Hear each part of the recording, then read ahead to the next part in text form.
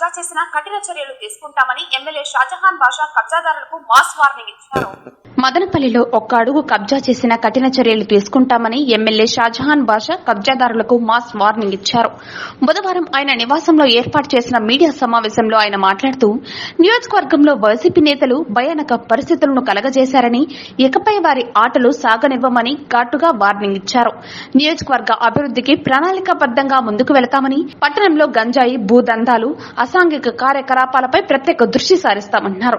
భూ కబ్జాలకు పాల్పడే వారిని ఎంతటి వారినైనా వదిలిపెట్టమని హెచ్చరించారు.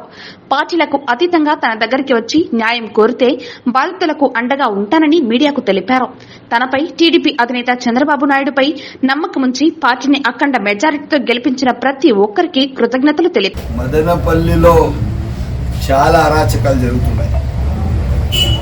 భూ కబ్జాలు తాండవమాడుతున్నాయి. బీకేపల్లిలో ప్లాట్లన్నీ 5-6 కోట్ల రూపాయలు సంపాదించారు. మాఫియా పేరుతో పెద్ద పెద్ద వాళ్ళు పోయి 20 ఎకరాలు 30 ఎకరాలు మంత్రి పేరు చెప్పుకొని, ఎంపీ పేరు చెప్పుకొని భూములు కబ్జా. భద్రం తోలు తీసేస్తా కొనవని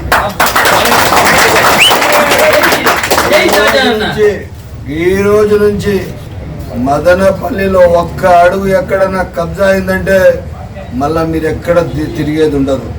ఇప్పుడే నేను పోలీస్ శాఖతో కూడా నేను మాట్లాడడం జరుగుతుంది. ఊర్లో ఎక్కడ చూస్తే అక్కడ అరాచకంగా ప్రజలకు సామాన్లు ఎట్లా సరుకులు దొరుకుతాయో అట్లా గంజాయి దొరుకుతా ఉంది, అఫీమ్ దొరుకుతా ఉంది, దానికి కావాల్సిన మత్తు పదార్థాలన్నీ దొరుకుతున్నాయి, దానికి ఇంజక్షన్లు దొరుకుతున్నాయి. ఎట్టి పరిస్థితుల్లో 3 రోజుల్లో వాళ్ళు ఎవరెవరు ఉన్నారో వాళ్ళకందరికీ అరెస్ట్ చేయాలి. లేకపోతే నేను దానిపైన వేరే ఆలోచన చేయాల్సి వస్తుంది. ఎట్టి పరిస్థితుల్లో పరిపాలన దక్షతలో ఎవరికైనా వదిలేది లేదు. వాడు ఎవడైనా కానీ, ఎంత ఎవడైనా కానీ, ఎక్కడన్నా ఉన్నా వాడికి ఎవడు ఎంత పెద్దవాడు సపోర్ట్ ఉన్నా కూడా కానీ మదనపల్లి కాన్స్టిట్యున్సీ వరకు పద్ధతిగా మర్యాదగా నడుచుకుంటే ఉంటుంది. ఏ పార్టీకి సంబంధించిన నాయకులున్నా అతి చేసి భూ కబ్జాలు చేసి ఏదైనా ప్రజల పైన మీరు అరాచకాలు చేస్తే వాడు ఎవడైనా ఎంత ఎవడైనా కానీ వదిలేది లేదు. నాకు కావాల్సింది ఒక మంచి పరిపాలన, ఒక మంచి ఏమి ఇష్యూస్ లేకుండా పరిపాలన చేయాలి. ప్రజా పరిపాలన కావాలి.